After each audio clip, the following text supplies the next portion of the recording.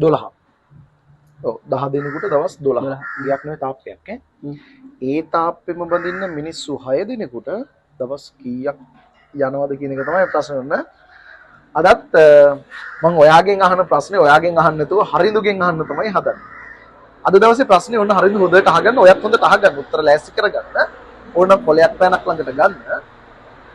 තාප්පයක් බඳින්න මිනිස්සු 10 දිනකට දවස් 12ක් ගත වෙනවා. මිනිස්සු 10 දිනකට දවස් 12ක් ගත වෙනවා. ඒ තාප්පෙම බඳින්න මිනිස්සු 6 දිනකට දවස් කීයක් යනවද? හරිඳුරත් කොලයක් පෑනක් ඕනේ වෙයිද?